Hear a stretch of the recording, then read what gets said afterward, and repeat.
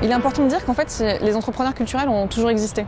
J'aime bien l'exemple d'Albrecht Dürer, qui est un peintre de la Renaissance qui est très connu et qu'on n'imagine pas en tant qu'entrepreneur culturel, mais c'en est véritablement un. Et il a des problématiques comme n'importe quel autre entrepreneur qui est de gérer son atelier, d'embaucher des gens. Il a développé son activité grâce à une innovation dont il a été au courant et puis qu'il a développée. Donc c'est un véritable entrepreneur dans le secteur des arts et de la culture. Donc ils ont toujours existé. Par contre, c'est vrai qu'on en parle depuis peu, on s'intéresse à ce type d'acteurs depuis relativement récemment, c'est depuis on va dire les années 90 environ qu'on commence petit à petit à aborder la question et puis surtout depuis ces dernières années, depuis le début des années 2000 où on a une expansion en fait de l'intérêt par rapport à ça. Finalement, quand on regarde les entrepreneurs culturels, ils ont des caractéristiques qui sont à peu près communes aux autres types d'entrepreneurs. Par contre, leur spécificité, c'est qu'ils agissent dans un secteur qui est particulier. Donc, mon nom est Félix Marzel. Je suis président chez 10 au carré. Qu'est-ce que 10 au carré fait? Comme vous pouvez voir à l'arrière, on prend l'imaginaire et on le tourne en réel. Donc, on est une équipe pluridisciplinaire. On utilise les dernières technologies. On fait des produits sur mesure en alliant design et ingénierie. Donc, on est à la frontière de l'art et la science. Le meilleur exemple d'un de nos produits se situe derrière moi. On est en train de travailler avec Kent Nagano et l'OSM où on réalise des instruments de musique pour les enfants lors de la Virée Classique 2017. C'est des animaux qui vont jouer de la musique pour le plus grand bonheur de tous. Les industries créatives sont des entreprises qui font souvent beaucoup avec très peu. Puis des OBNL ont un peu des réflexes d'économie qui sont quand même assez cool quand on jase avec ces gens-là. On est capable de comprendre leur manière de penser et leur manière de faire aussi. Puis à bien des égards, j'ai pu m'en inspirer. Je vais parler des spécificités en fait, de ces secteurs. C'est-à-dire que oui, c'est des secteurs qui sont très différents. C'est-à-dire qu'on ne va pas fonctionner bien sûr de la même façon si on fait de la production du visuel, enfin les secteurs de l'audiovisuel versus le théâtre. C'est sûr, mais par contre, c'est vrai qu'on va retrouver des caractéristiques un peu communes par rapport à tous ces secteurs-là. D'une part, déjà c'est lié à l'acte créatif. Un artiste, c'est sûr qu'il va créer une œuvre qui va être unique. Et l'idée, c'est justement que ce soit pas. C'est pour ça qu'on va parler d'industrie de prototype. C'est-à-dire, par exemple, c'est pas parce qu'on va aller 2 fois voir le même concert que l'expérience va être la même. Et là, ça va poser d'autres questions. C'est pas parce que moi j'ai aimé mon expérience de ce concert-là, ces artistes-là, que mes amis vont apprécier cette expérience. Et ils vont pas savoir avant d'être allés voir ce concert. Donc en fait, ça engendre un certain risque aussi pour le consommateur. C'est-à-dire que c'est sans avoir lu le livre, aller voir le film, être allé au concert, on va pas savoir si ça va nous plaire ou si ça va pas nous plaire.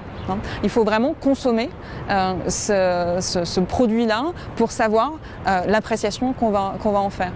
Donc ça fait partie des raisons pour lesquelles on considère finalement que c'est un secteur qui est risqué. Et donc les entrepreneurs, par exemple, vont essayer de développer un certain nombre de stratégies pour pouvoir diminuer ce risque-là. Une des stratégies concrètes, je donnais l'exemple du film, on va mettre en place des critiques de films qui vont permettre d'évaluer, et puis un consommateur il va dire tiens, je vais aller voir la critique avant d'aller voir le film. On va faire des bandes annonces qui vont nous permettre d'avoir un peu une essence par rapport au film et puis se dire ok, est-ce que d'après ce que je vois, ça peut me plaire ou pas. Donc il y a tout un tas de stratégies à développer et que les entrepreneurs vont aussi mettre en place pour pouvoir aussi diminuer ce risque-là. Je suis Louise Lapointe, je suis la co-directrice générale et directrice artistique de Castelier. Castelier, c'est un diffuseur spécialisé en théâtre voué aux arts de la marionnette. Alors, on a été fondé en 2005 ici à Montréal et on se spécialise vraiment dans la présentation de spectacles pour adultes et pour enfants d'artistes d'ici et de l'étranger. Castelier a développé un programme de médiation culturelle. Alors, on offre des ateliers de fabrication de marionnettes aux adultes et aussi aux enfants dans les différentes écoles de l'arrondissement et des quartiers avoisinants. Aussi, nous avons des résidences d'artistes internationaux chaque année. Et en plus, nous avons le fameux projet de la Maison internationale des arts de la marionnette qui ouvrira ici à Outremont l'année prochaine. En fait, en tant qu'entrepreneur dans ces secteurs-là, tu vas te retrouver en fait confronté au même type de problèmes et au même type de difficultés. Et notamment, une des difficultés qui est principale, c'est même si tu es par exemple un architecte versus tu as une compagnie de théâtre, eh bien, tu as les deux casquettes. Tu as la casquette créatif et puis tu as la casquette entrepreneur. Et comment est-ce que tu vas gérer ces deux casquettes-là en tant qu'individu? Et il faut que tu sois à la fois bon et innovant dans le domaine dans lequel tu es, dans le domaine culturel ou créatif, et tu dois être bon aussi en termes de gestion, en termes de management, avoir une certaine forme de leadership. Et ça, cette difficulté-là, elle est commune à tous ces entrepreneurs-là. Comment tu arrives à avoir ces deux casquettes et être bon sous ces deux casquettes-là. Et ça, ça illustre très très bien les spécificités de ces entrepreneurs-là et les problèmes de ces entrepreneurs. Et donc ça, bien sûr, ça va engendrer un certain nombre de choses. Ça veut dire que les deux doivent être capables de dialoguer. Ça veut dire que le créatif doit comprendre les problématiques de gestion, les aspects financiers. Si par exemple son collaborateur lui dit peut-être que là ton projet est génial, mais il faut peut-être le réduire un peu ou prévoir de le faire plutôt l'année prochaine, de comprendre aussi les problématiques par rapport à ça. Et puis de l'autre côté, le financier, il doit être capable, ou l'entrepreneur, de comprendre la sensibilité artistique, là où il veut, son collaborateur, son directeur artistique par exemple, veut mener l'organisation, et puis de le soutenir et lui donner les moyens de la vision qu'il va porter.